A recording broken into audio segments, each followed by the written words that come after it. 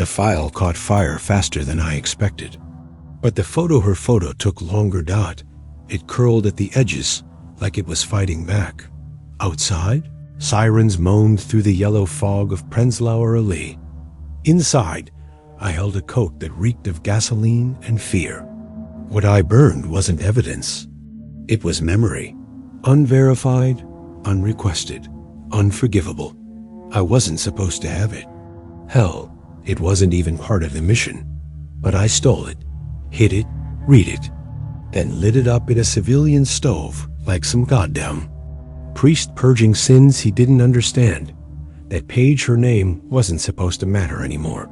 But it did. And if you think I did it for justice, you haven't been paying attention to how this world works.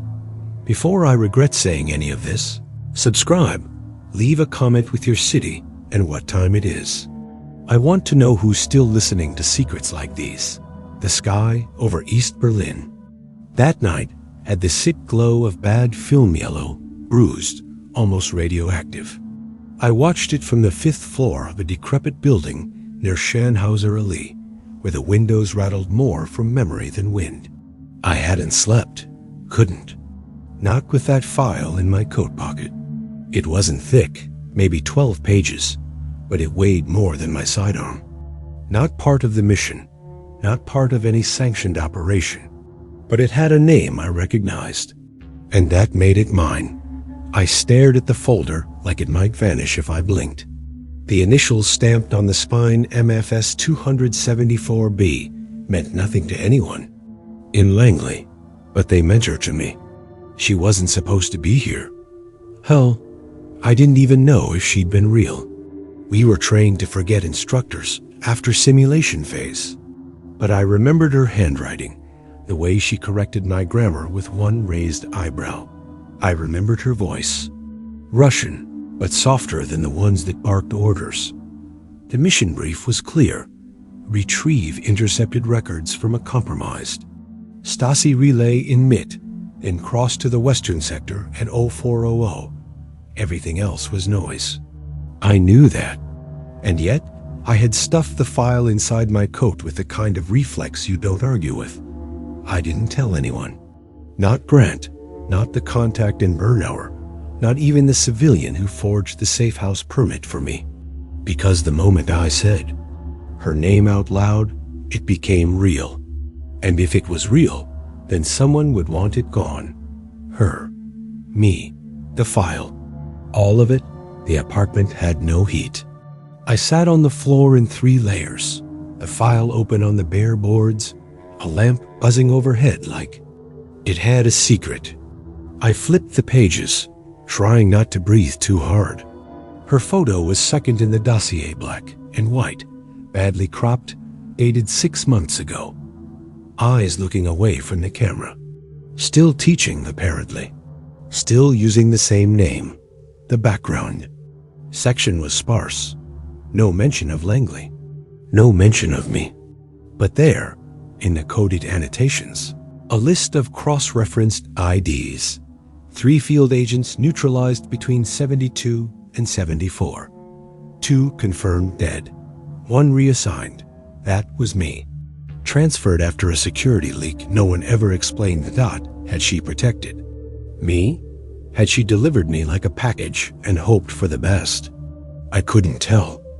And worse, I wasn't sure I wanted to. The ambiguity was easier than the betrayal. Easier than the gratitude dot at some point. I found myself standing, still reading, still cold. I folded the file and tucked it back in my coat. I told myself I would decide what to do with it in the morning. But I knew better. The mission clock ticked loud in my skull.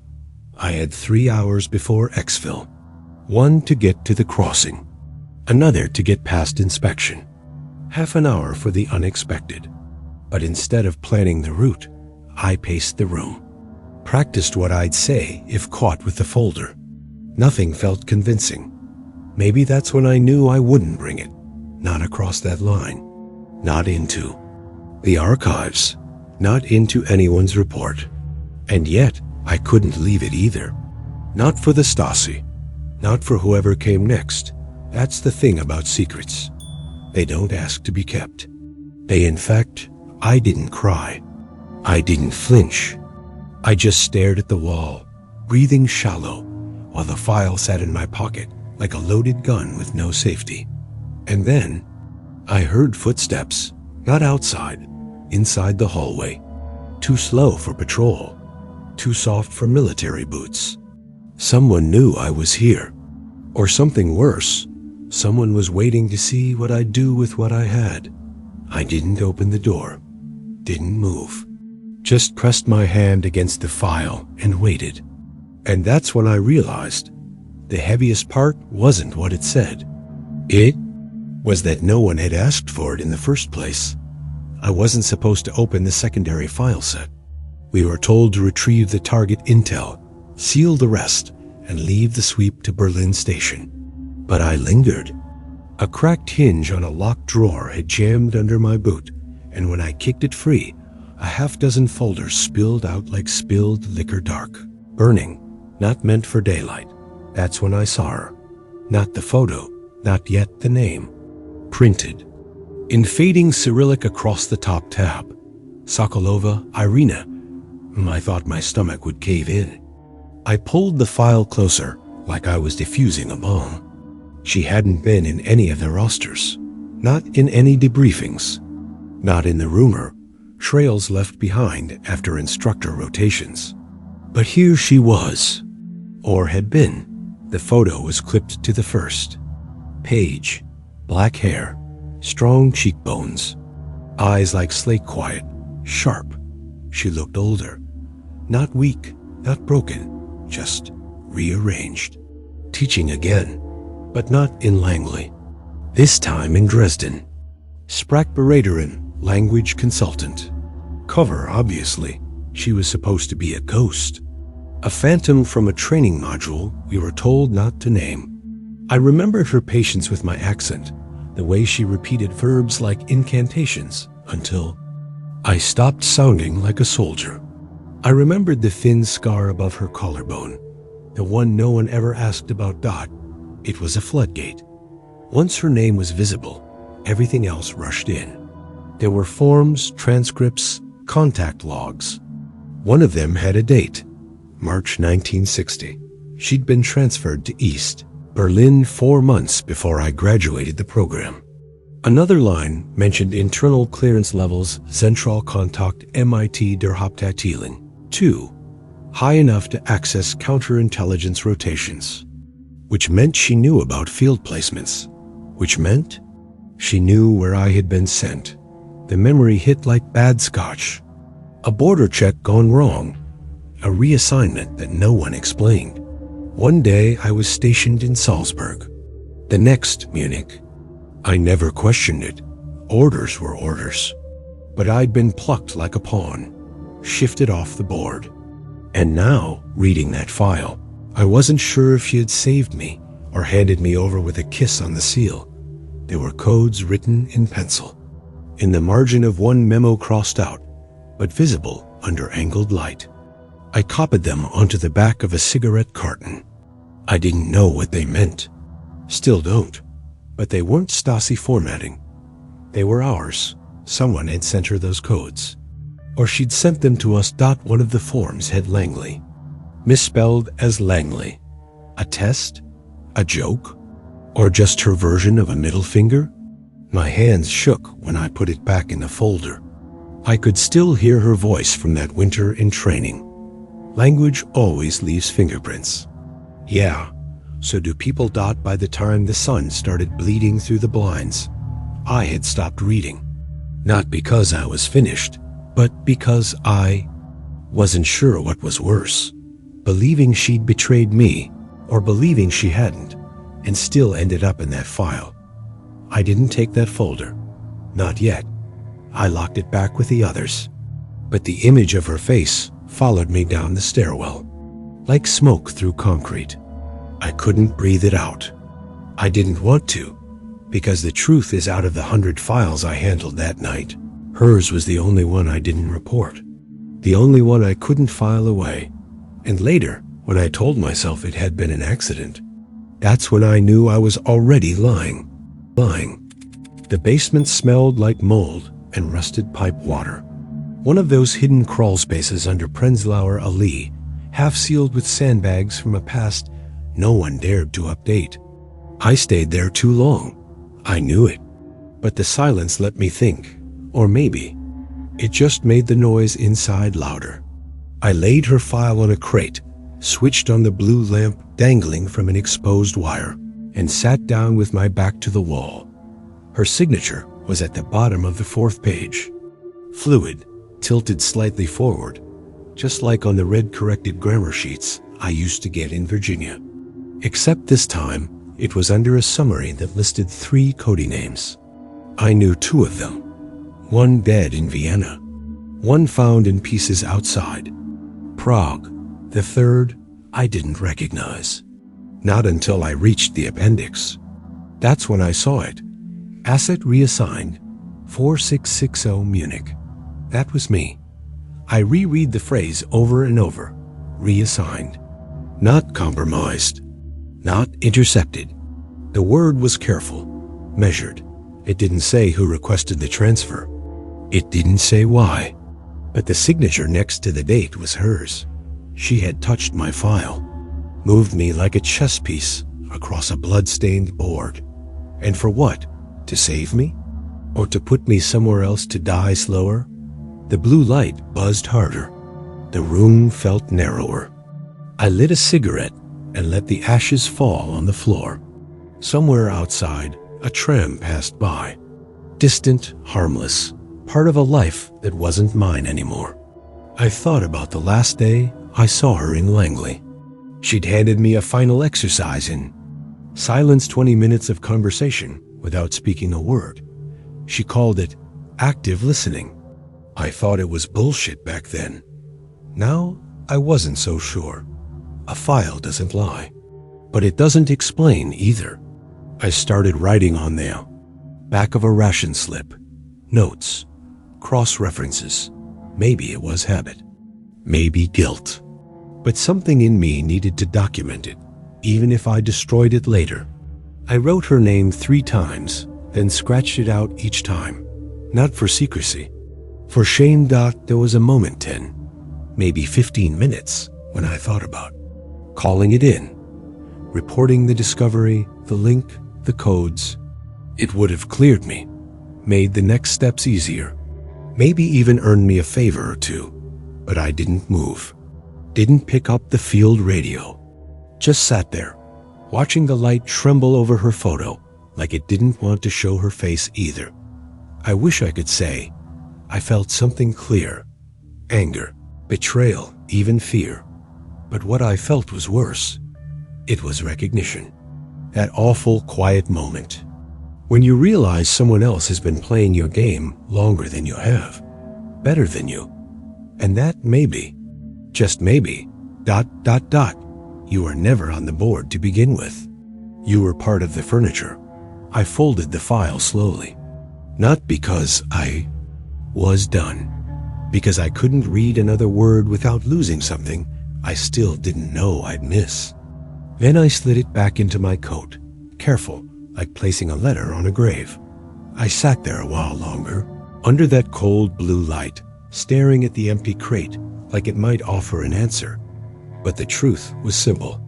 I'd come in to finish a mission, and I was walking out with a question I couldn't ask out loud. The stove was dented. Civilian issue, stolen from a Red Cross supply drop during the blackout 2 weeks prior. I'd stashed it in the corner of the flat, under a wool blanket that still smelled like soup lines and wet bricks. When I placed the file on the burner's lip, it didn't feel like an act of destruction, more like a ritual, quiet, focused, personal. The match flared on the second strike. The flame hovered a moment, unsure. Then it caught the edge of the covered cheap cardboard and communist ink. It hissed like it didn't want to go. I watched the fire move, not fast like in the movies, but slow, precise. The photo curled early. Her eyes shrank as the flame warped. The emulsion. Her name lingered longer. The ink faded before the page collapsed. I waited until it blackened fully before nudging it deeper with a spoon I'd bent to a poker. I didn't cry. I didn't speak. I barely blinked. It was instinct, not morality, not defiance, not loyalty. I did it because something in me refused to let that folder exist on either side of the wall. Too much in it felt like me, or worse, like what I might become. The file didn't vanish. It resisted. The paper blistered, but didn't curl clean. The staples cracked and popped. The last page smoked longer than expected, as if the content clung to the physical world. I stared at the melting margins. One phrase remained visible longer than it should have. Asset retained under discretionary revision. I repeated it, aloud. It sounded like legal anesthesia, like a sedative for people who still had a conscience. I let the ashes cool, scooped them into a coffee tin, and stuffed it behind the radiator. I could have flushed them, scattered them, fed them to the pigeons, but some part of me wanted the remains nearby, not for memory. For proof that I had done it. Later, I opened the window. Berlin's air tasted like soot and nervous electricity. The smell of coal fires, rubber saws, and 1,000 unspoken things left between people. I lit a cigarette to hide the tremble in my hands, but the lighter slipped on the first try. My fingers were damp. I told myself it was the heat. It wasn't. It was the moment after. The moment when silence roars louder than duty. No orders, no witnesses. Just you, a flame, and the part of yourself that finally did something irreversible. I don't know how long I stood there, staring at the empty stove like it might rewind itself. Long enough for my tea to go cold. Long enough for the city to forget me. Then the knock came. 3 soft raps. Not a pattern I recognized. I didn't answer, didn't breathe. Just let the knock fade into the hallway and disappear. No footsteps followed. No second try. Whoever it was, they weren't there for conversation. The room was still full of smoke, but I left the window open. Not for the air, for the ghost. Because even after fire, some pages stay with you. Not in your hands, but in your chest. Folded tight, sealed by heat. The bridge was quieter than usual. Bornholmer, just before shift change. I moved like a man. Rehearsing normalcy, passport pocketed, papers ready, coat buttoned against the December wind that smelled like wet stone and boiled cabbage. I'd walked that crossing twice before, both times as someone else. This time, I wasn't sure who. I was just someone with lighter pockets and a heavier chest. The guards didn't look at me. That's what struck me first. One was shouting at a boy with a duffel bag too new for East Berlin. The other leaned on his rifle like it was a cane. I could have walked through with blood on my boots, and they wouldn't have blinked. But I didn't trust the silence. It was the kind that folds around you before it breaks. Then I saw her. Not her, of course not, but close. A woman in a red scarf, trembling, eyes down, clenching a folder with both hands like it might evaporate. She was maybe 40, maybe older. She had the same posture Irina used when she listened without interrupting. The same tilt of the head. The resemblance was so sharp it stopped me mid-step. I told myself it was the fog, the exhaustion, Berlin's tendency to multiply faces you don't want to see again. She glanced up. Our eyes met. Nothing happened, but something passed. A flicker. Recognition? Projection? Guilt? I turned my head first, not out of shame, out of fear that, if I kept looking, I'd believe it was her. And if I believed that, I'd follow her. And if I followed her, I wouldn't come back. My papers were stamped without a word. No search, no questions. As if the checkpoint itself knew I was carrying. Nothing it could confiscate, no file, no photograph, no proof. Only the smell of smoke in my coat and a name I wouldn't write down. Past the bridge, the light changed. West Berlin always felt brighter, but not warmer. Clean sidewalks, shiny cars, newsstands with colors that looked like lies. I wanted to sit, to sleep, to forget, but I walked, kept walking, until my legs stopped aching and my hands stopped twitching. I made it to the safe flat by midday. Cracked mirror, yellow wallpaper. The kind of place where memories bounce off the walls, but never stick. I dropped the coat on a chair. The air shifted. The smell of burned paper rose faintly, like someone whispering a story from another room. I didn't light a cigarette. I didn't make tea. I just sat, listening, waiting, because part of me knew the mission wasn't over. Not really. The file was gone, but what it carried wasn't. The photo was ash, but her face stayed. Not just in my memory, but in the streets, the voices, the way people crossed bridges without knowing who was on the other side. That night, I didn't sleep. I listened to footsteps in the hallway. Some stopped, some passed. And once, just once, I thought, I heard a knock, 3 soft raps. Same as before. I didn't answer, not because I was afraid, because part of me hoped it was her dot. The envelope wasn't sealed, just folded once, tucked under the door like a flyer for a film you never agreed to watch. I almost stepped on it coming back from the bakery, half a stale croissant in one pocket, a fake invoice in the other. For a second, I thought it was a mistake. A neighbor's receipt, maybe, until I unfolded the page. 7 words. Typed, not handwritten. No date, no header. Just, thank you for not remembering everything. I stood there for a long time, the paper trembling between my fingers. The pension hallway behind me was empty. The stairs creaked the same way they always did. A pipe coughed somewhere overhead, but everything felt rigged. Like I just pulled the wrong curtain at the wrong play. I read it again. And again. The phrasing was exact, not dramatic, not accusatory, just quiet. Too quiet.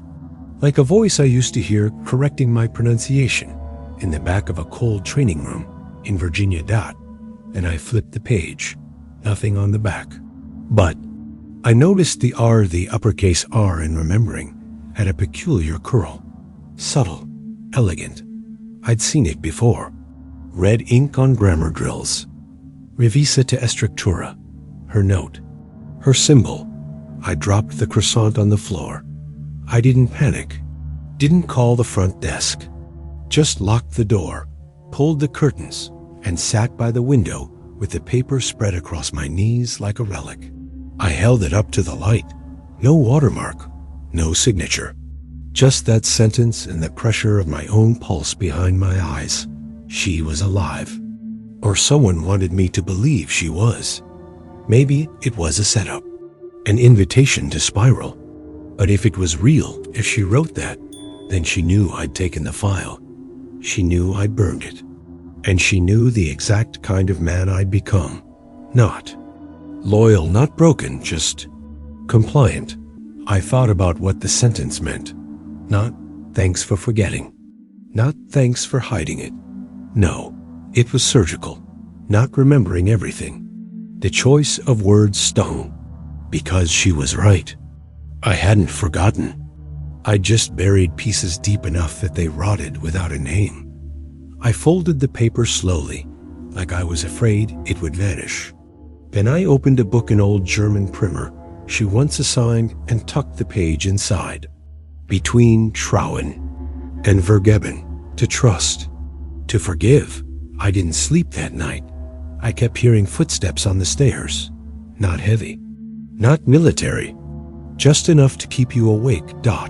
And in the silence between each creak, I repeated her name under my breath, not out of love, not out of fear, but because I needed to remember how it sounded before it faded from the page.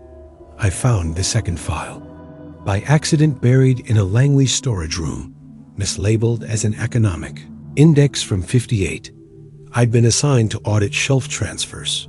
Make sure the decommissioned boxes weren't misfiled before disposal. It was supposed to be busy work. Quiet punishment for a field agent who'd stayed out too long. The moment I opened the cardboard lid, the air changed. Not metaphor. Actual smell-burnt fibers, scorched glue, that acidic stench you never forget once you've been near a fire. That wasn't supposed to start. Inside, 4 files, one of them partially melted. Paper edges curled. Labels fused to plastic. Someone had tried to erase it the wrong way. Sloppy. Desperate. I pulled the least damaged page and saw the photo no image. Just a scorched corner where the face used to be. But I recognized the layout, the formatting. It was identical to hers. Except the name had been blacked out. Thick ink, overlaid again with a note. Redactor no identificado. Beneath that, faintly, a reference number. One I remembered too well. MFS 274B. The heat in my chest wasn't rage. It was something worse confirmation. They'd tried to erase her again. Not officially, of course. Langley would never admit to such a file existing, let alone surviving a botched purge. But there it was. Burned, incomplete, rotting inside. Mislabeled archive. I looked around the room, fluorescent lights, humming machines, a coffee cup someone forgot to rinse. No cameras, no witnesses. I sat on the floor with the box between my knees and read what hadn't been destroyed. Her Cody name wasn't there anymore. No cross-references, no links to me.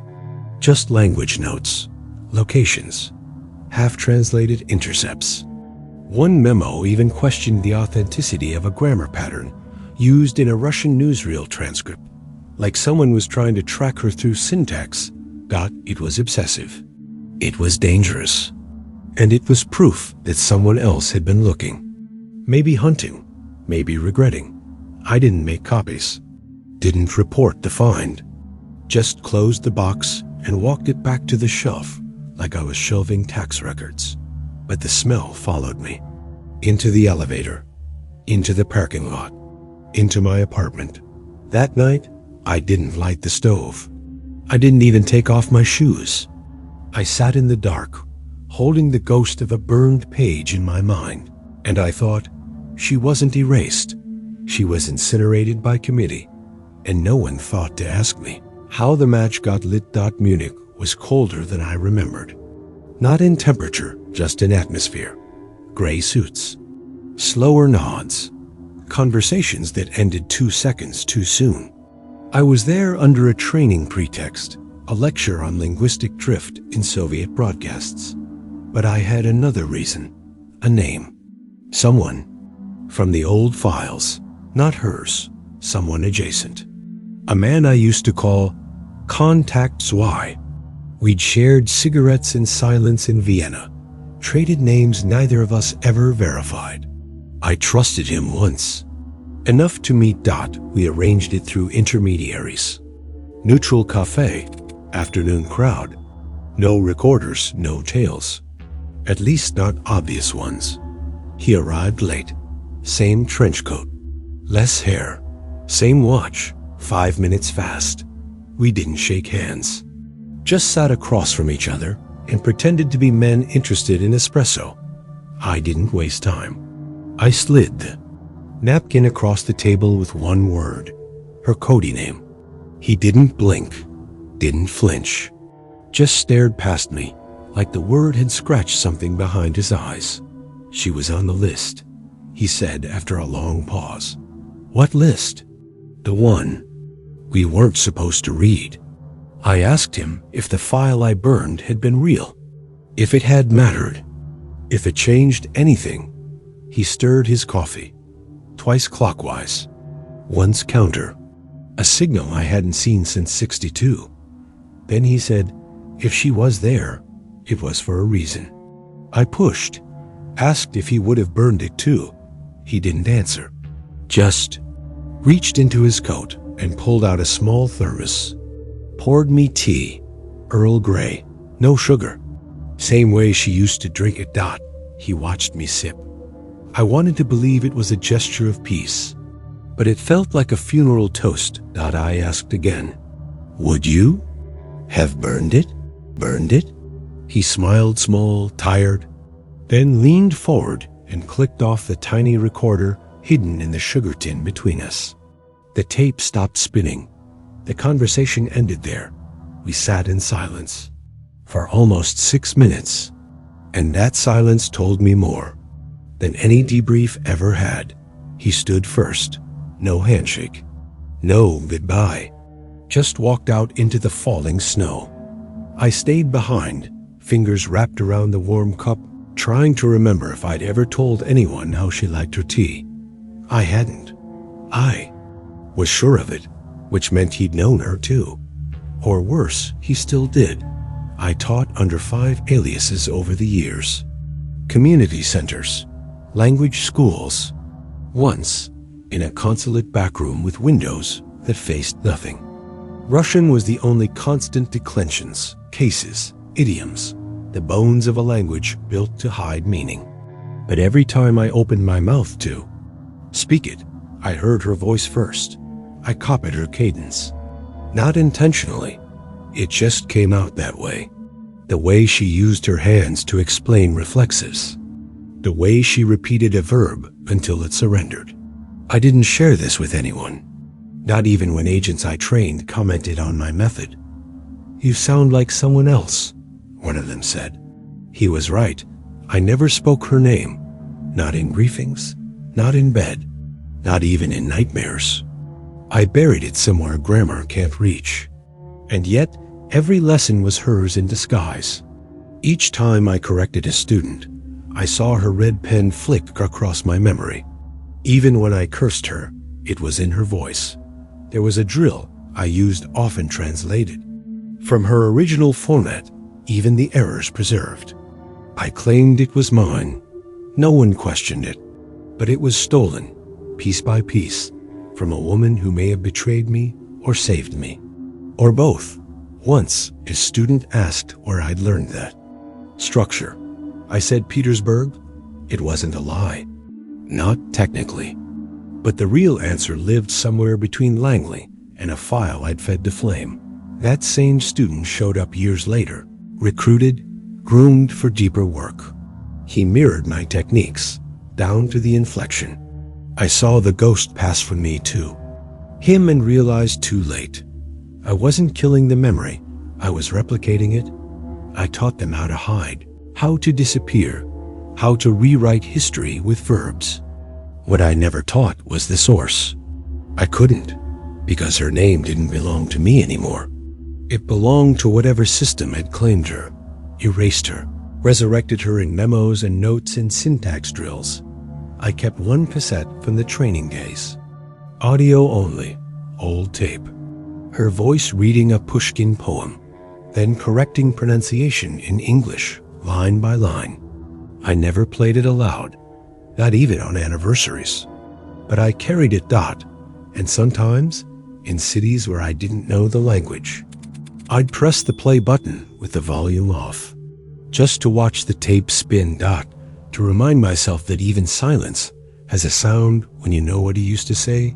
It was years after Berlin, maybe 10, maybe 12. I stopped counting when the jobs got simpler and the lies more polite. I was in Madrid, posing as a cultural attaché, attending a dull reception hosted by people who only smiled with their teeth. One of the guests asked about my time in Berlin. I laughed it off, said something vague about the food. But that night, I couldn't sleep because I'd lied about the food too. I hadn't eaten properly the entire week I crossed that line. Sometimes I think I never really crossed it. Physically, sure, I walked the bridge, showed the papers, nodded at the rifle. But something in me stayed behind. Not by choice. Like a suitcase you forget on the train and only notice when it's too far gone to retrieve. And when people ask what I left on the other side, I say nothing. But that's not true. What I left was a version of her. Or maybe a version of myself. The one who believed there were rules that protected people, who once taught you to conjugate verbs under fluorescent lights. Burning the file didn't destroy her. It destroyed my right to know who she really was. And every day after that, I wore the weight like a second skin. The questions I never asked, the answers I'll never get. The feeling that maybe I was never meant to survive that crossing knot. Intact anyway. I've read reports of agents who defected, turned, doubled back. Some get statues, others get silence. But no one talks about the ones who crossed without knowing what side they were on. No one writes files on ghosts. There's a photo of that bridge in a museum now. Clean, empty. They say it was a symbol of unity, but I remember the cold metal under my boots, the echo of footsteps that didn't match mine, the way the fog swallowed every sound except the one I kept inside. I still hear it sometimes. At night, a voice I haven't heard in decades, whispering a question she never asked aloud. Will you carry this for me? And my answer? I'm still carrying it. I found the coat in the back of a closet I hadn't opened in years. Same buttons. Same tear near the left cuff. I pressed it to my face without thinking, and the smell hit me like a punch-wet smoke. Old paper, something almost sweet under the rot. The burn had never left. It lived in the fabric like a secret I wasn't allowed to wash away. I should have thrown it out a long time ago. But I didn't. Not out of sentiment, out of superstition. That coat had crossed the line. Survived checkpoints, betrayals, surveillance. It had held the file. Held the flame. Held me when I didn't know who I was anymore. Sometimes, when the light hits it just right, I can still see the outline of where the folder rested inside the pocket-creased fabric, slightly discolored, like the ghost of a weight that no longer exists, but it's there, pressed into the lining like a memory too stubborn to fade. I once took it to a cleaner in Warsaw. The girl at the counter looked at me strangely when she handed it back, said it smelled like a story. I didn't ask what she meant. I already knew. I wore it once after that, just once. It was raining. The kind of rain Berlin used to have sullen. Metallic, never quite clean. I walked through the city with the collar up, and every step felt like a reenactment. Same corners, same fear, same question. What did I actually burn? Because the truth is, I don't think it was a file. Not really. It was a version of her, the one the system wrote, the one I couldn't live with. And maybe burning, it wasn't about protecting her. Maybe it was about protecting myself from having to choose which version to believe. The coat lives in my apartment now, hung by the door. Sometimes I brush against it and catch that old scent, like a whisper from a chapter I never closed. It doesn't ask for attention. It just waits, like all the things we don't talk about. And every now and then, when I have to walk through cold air, I put it on. Not for warmth, for weight. There's a path near my flat where the wall used to cut through the park. No plaques, no graffiti, just grass that never quite grows right. They paved over most of it, turned it into bike lanes and cafes. But I know where it ran. You feel it in the quiet, like the ground remembers tension even when the people forget. I walk there most mornings, slow, alone. Sometimes I stop, not for any reason, just because something presses in. A shadow, a shape, the sound of a coat moving behind me. And I turned out once. I saw her, or someone who looked like her, red scarf. Quick steps, disappearing around the bend like a breath you try to hold. I didn't follow. I just stood there, heart climbing into my throat, the old instinct firing off in all the wrong directions. Was it her? Was it memory? Was it guilt trying on a new face? I've learned not to chase ghosts. They don't want to be found. They want to be remembered wrong. That's safer, cleaner. I cross that invisible line often. From one side of the city to the other. The streets have new names. The buildings wear glass now instead of soot. But I still feel the cut, not on my body. Somewhere deeper. Like a scar on a map only I can read. Sometimes, just before sleep, I think about that file. About the edges curling in the heat. Her name vanishing letter by letter. I wonder if she knew I'd burn it. If that's why she never asked me to keep it. There's a word in Russian. It means to remain, not to live, not to return, just to stay. That's what I feel when I walk that path. Not grief, not peace, just that one thing. She stayed dot in the fold between languages, in the gap between truths, in the space no file can reach. And me? I keep walking, past the cafes, past the tourists, past the line no one else sees, because someone has to carry the silence. I never saw her again. Not in files, not in photographs, not even in dreams, just reflections. A face in a window that vanishes when you blink. A posture on a bench that disappears before you sit. Some nights, I leave the coat by the door open. Not in case she returns. In case the part of me that still believes she was real wants to leave with it. They say the Cold War ended, that the files were opened, the walls torn down, the truth released. But that's not true. Some walls stayed, not of concrete, of memory, of silence, of smoke trapped in fabric dot, and in that silence she still speaks, not in words, in absences.